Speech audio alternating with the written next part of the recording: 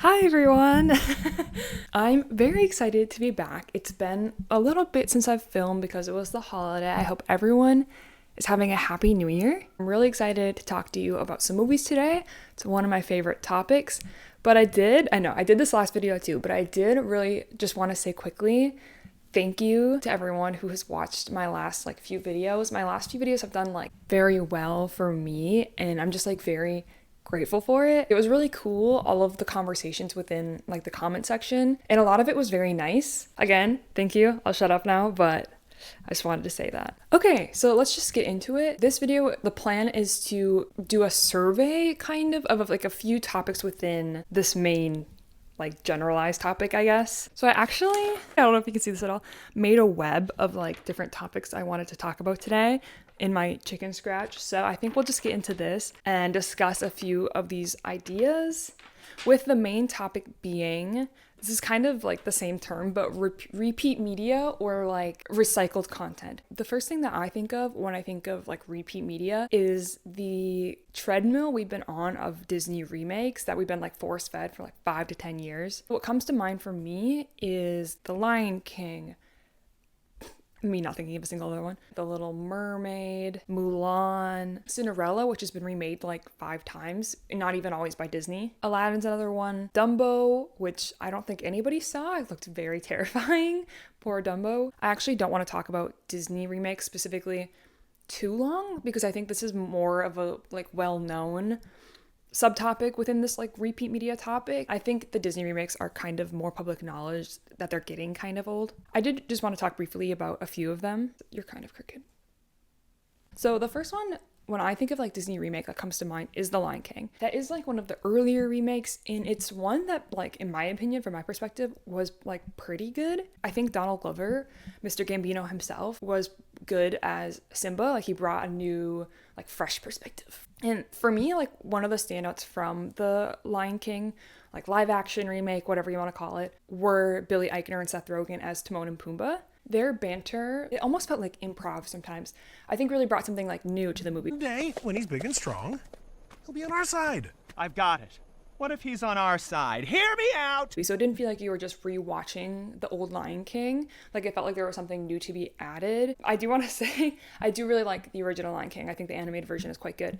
But I did think that really made it interesting that you were watching something a little bit different. On the other hand, I thought The Little Mermaid was kind of disappointing. I did a ballet routine with my sister to A Part of Your World when I was really little.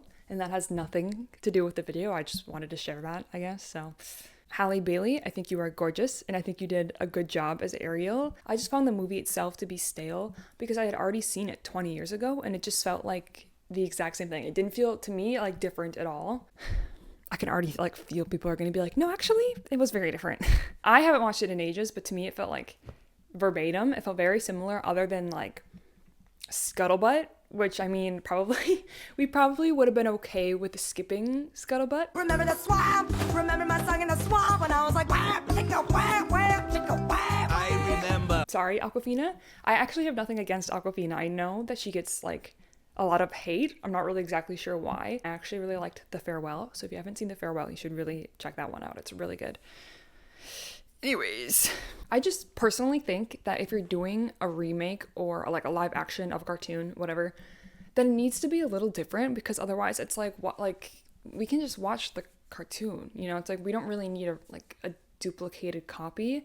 So I just prefer if they add something a little bit more interesting. And I know some of the Disney live actions were different. I know Mulan didn't have Mushu in it, which is the worst choice they could have made. Mushu was the best part of Mulan, and I don't think this is even a debatable topic. I think it's very well known that he was one of the best parts.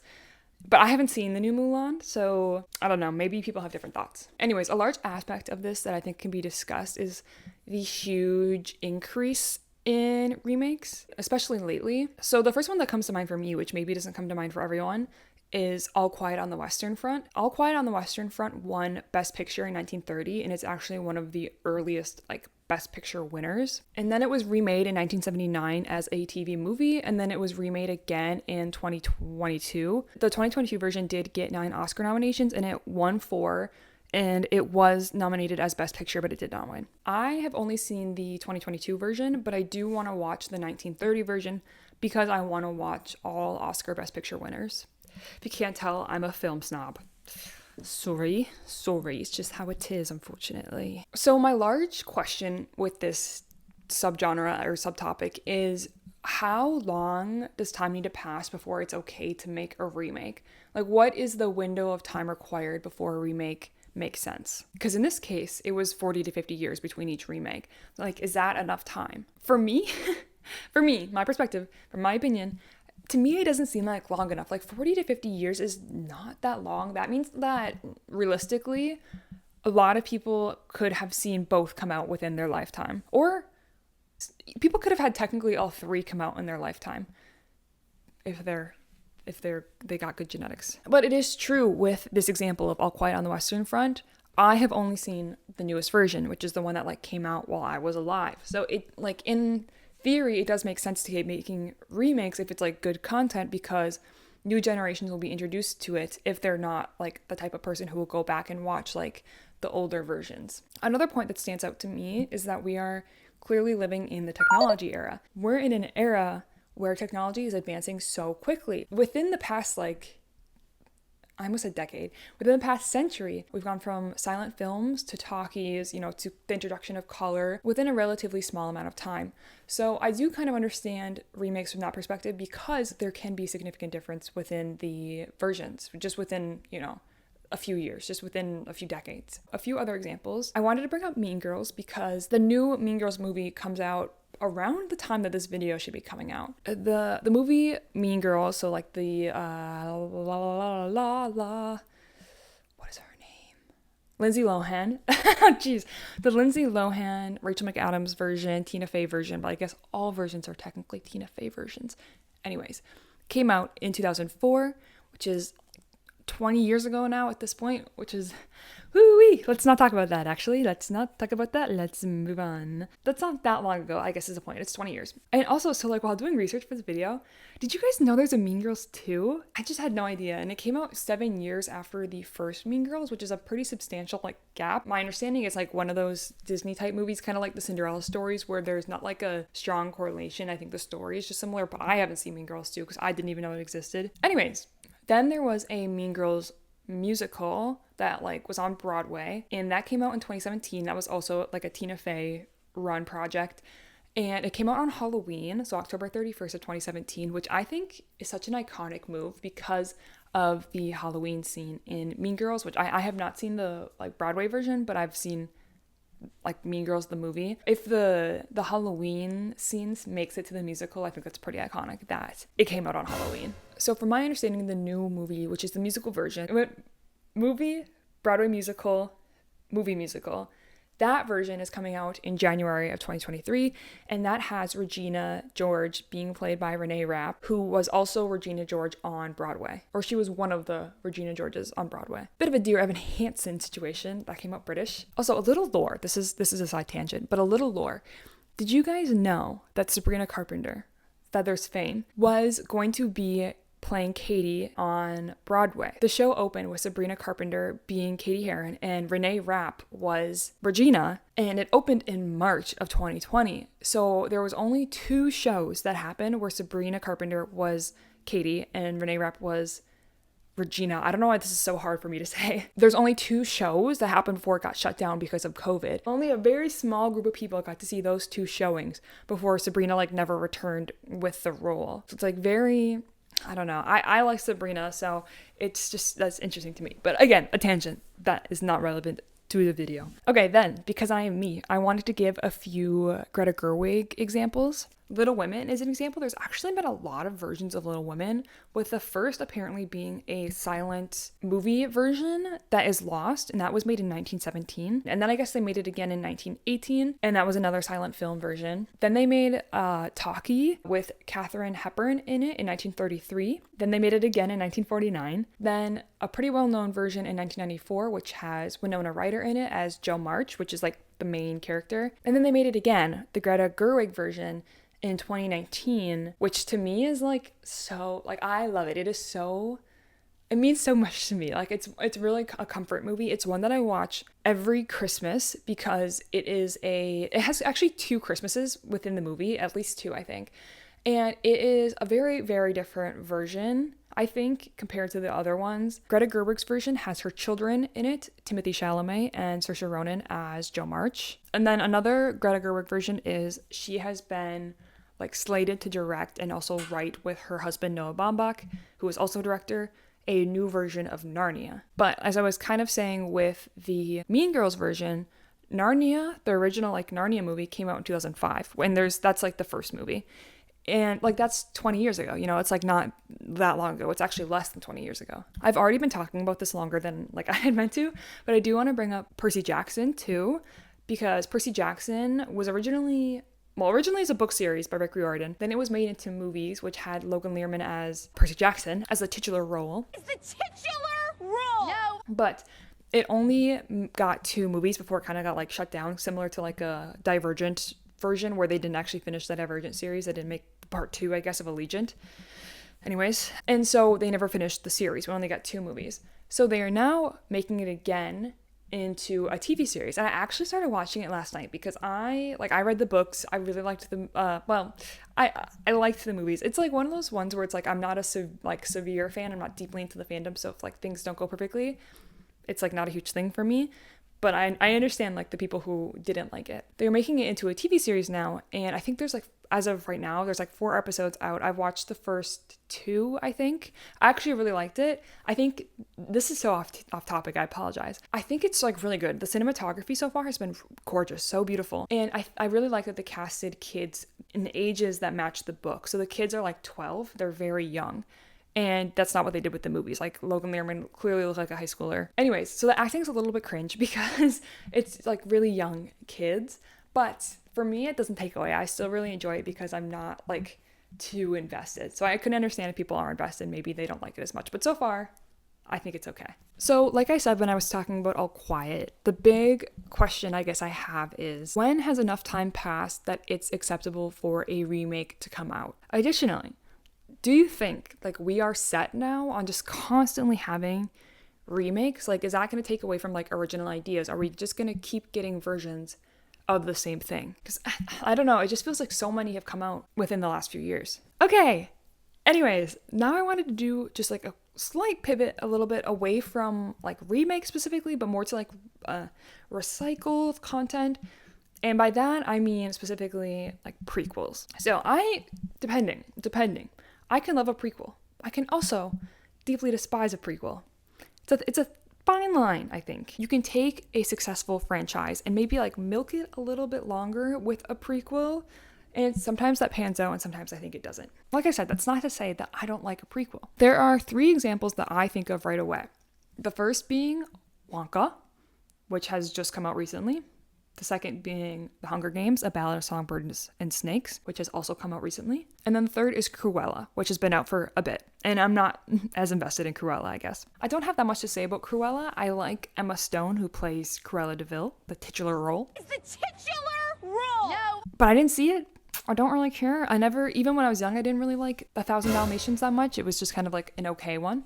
Hi guys, I had to jump on really quickly. Oh, I call it 1,000 Dalmatians like 4 times in this video. So I'm currently editing it. It's called 101 Dalmatians. How could anybody possibly have 1,000 Dalmatians? And I just didn't think about it. So I just wanted to hop on and be like, say I'm sorry. And then I keep calling it 1,000 Dalmatians. So yeah, marker. Hey guys, it would not be one of my videos if the battery didn't die once, so I apologize if there's been any changes. So yeah, I don't have that much to say, but it is like a prequel on how Cruella became Cruella, I believe, and how she became who she is in the 1,000 Dalmatian movies. And I'm pretty sure the second one is called 1,001 Dalmatians, is that true? Maybe I'm making that up. Anyway, I do have more to say about Wonka. Wonka is a huge movie, a very high budget movie. So... chocolate. The chocolate will levitate and float most gracefully. Starring Timothy Chalamet as the titular role. It's the titular role! No! I have a horrible habit of like using the British R on vowels. So I, like, in my head, I say Wonker. That was a bit of an exaggeration. I always add the R, and it's an issue. Personally, I need to stop doing that. Wonka's budget was $125 million. It made $180 million overseas. So Wonka comes from Charlie and the Chocolate Factory. So it is the origin story of Wonka, who runs the chocolate factory. And Charlie and the Chocolate Factory itself has already been remade. So the original Charlie and the Chocolate Factory is from 1971, and it stars Gene Wilder as Wonka. And then it was remade again in 2005 with Johnny Depp being the new version of Wonka. And I think personally, I've only seen, I don't even know if I've seen the whole thing, but parts of like the 2005 Johnny Depp version. I've never seen the Gene Wilder version, but I've obviously seen stuff online because it was very, very iconic. So I have not seen Wonka yet, but I will probably wait until it's on streaming. Like, movie tickets in Boston are like $15 to $20 to go to the theater. And listen, I am a theater girly. I am through and through. I love a theater. But there's so many like good things coming out right now that I could so easily, like, I need to be a fucking AMC Stubs member or whatever, because I want to go see so many movies. There's so many good things coming out right now, but I just don't care enough about Wonka. You know, it's like a kid's movie, so I'll watch it eventually, I guess. It's not a priority right now. So I'm not sure if there's a consensus yet on whether or not Wonka is good. I haven't heard. It's still pretty new when I'm filming this. I mean, it's definitely been a box office success, right? Like, they've already made over their budget. So I think from a studio perspective, it's done its job. I think Timothy's range, just even recently, is so interesting to look at. Like, he's going from quiet up, listen down. Wait, scratch that and reverse it. Quiet up and listen down. Nope, scratch that, reverse it. To like Dune, where he's like very like angsty. It's just like totally different things. And we're not even going to talk about Call Me By Your Name, because I will be here for 3 hours and I will talk nonstop. Now, speaking of things I could talk forever about, now I think we should talk briefly about the Ballads of Songbirds and Snakes. The number one thing about me, okay, is I was a die-hard Hunger Games girly. Like, I was so entrenched in the fandom, like, you have no idea. It was my life. Like, I had so much merch. I had like t-shirts. I would go buy the magazines if I saw them in the store. I was at every opening night. When Catching Fire came out, they showed The Hunger Games and then Catching Fire. And I left my basketball game not early, but like as soon as my basketball game was over, I like hiked it to the movie theater because I was going to be there. I was going to be getting that lanyard with the Catching Fire bird on it. Like, I was so deeply in love with The Hunger Games. And I still think, like, I think that shit holds up. Like, it is so good. Suzanne Collins, you know, when they're like, who's going to come to your like dinner party? Like, if you could have anybody at your dinner party, Suzanne Collins, take a seat. Can you see? Oh no. Oh my God. It's like right underneath. You can wait, can you see my finger? Okay. Right here. You can see this is the Ballad of Songbirds and Snakes. And I have down here the rest of the Hunger Games books. So this is obviously all to say that the Hunger Games were like very huge for me. So I was very like nervous about a prequel coming out, because to me, it's like, it's so high on a pedestal. I didn't want it to be tarnished in any way. However, I do think the prequel, it is good. You know, it didn't tarnish The Hunger Games. And I read the book, and I actually wasn't a huge fan of the book. I thought it was like, okay. I didn't dislike it, but I didn't really like it. And I thought it was kind of long. But the movie, so I've seen the prequel twice now.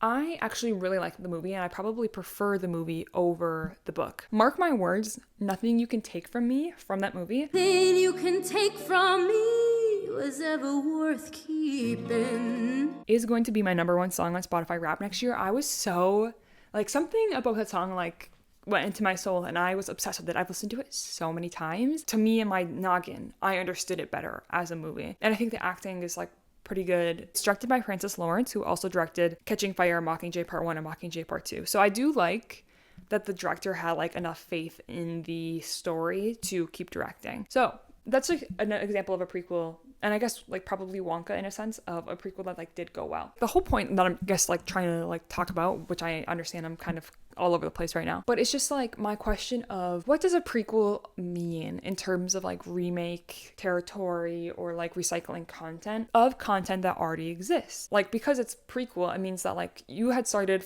further down the line and you wanted to go back and create more to stay within this world, which sometimes I understand, especially if you really love a world or you're very invested in a world, why you would want to keep going back to it.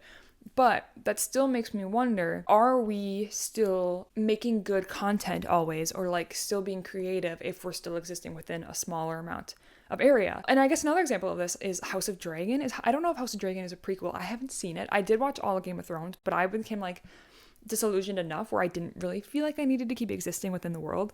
So House of Dragon is like another one where it's like we're still doing Game of Thrones. And I think what I've heard of the people who do watch House of Dragons is that they like generally like it, but I do think there's less fans, at least diehard fans, than Game of Thrones, which was obviously this like huge phenomenon. So kind of like I was saying with the Hunger Games, I was afraid that it was going to like mar my memories of the Hunger Games, because I think there is a history of prequels not going so well. I don't know anything about Star Wars, but I do know there's a lot of controversy, just an incident. Nothing, just an incident. I do think there was a lot of controversy, or there is a lot of controversy around Star Wars movies and how it's like it won't die, and how there's like TV series and so many movies and the Machete Order and yada yada, where it's like some people are so disillusioned by not letting something rest. Yeah, we wanted these things, but also like sometimes it's okay to like still want things and not be given them, because that's like you don't want to like the desire to be fulfilled, because then there's no desire left. Yeah, that's just my thought process with prequels, or like staying within an existing world and not trying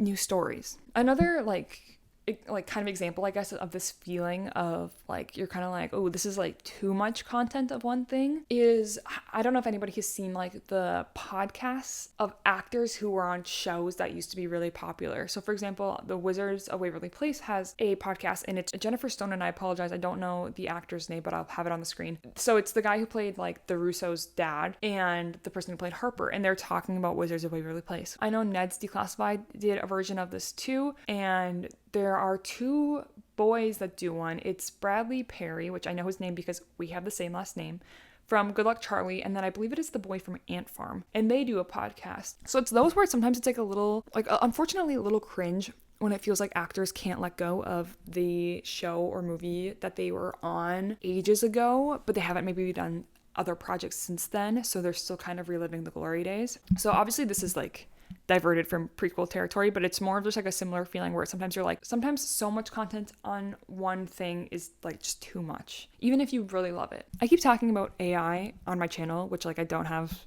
the credentials to do. It's more like just thinking about it, not necessarily like telling you facts. I'm just thinking about how with the writer strikes going on, and part of the thing that was up for debate was using AI within like TV and movies and like writing scripts and stuff like that. I just wonder if like some of this like remade content or like recycled when they're making content like adjacent to the main story that's already been successful, if part of that is so that they don't have to hire as many like writers on the films or TV shows because some of the content already has been created. Half of the writing is already done potentially if you're already pulling from it, for example, a movie that was already created. Like you already have the skeleton of the project built before day one. This is me literally just surmising, like I have not done, I don't know if this is true at all, because like obviously a lot of movies are adapted from books, so you would think in theory there part of the skeleton has also already been constructed. So I don't, maybe that's not true, maybe that's not part of it, but it just had me thinking like maybe it is part of it, you know. I don't know. Okay,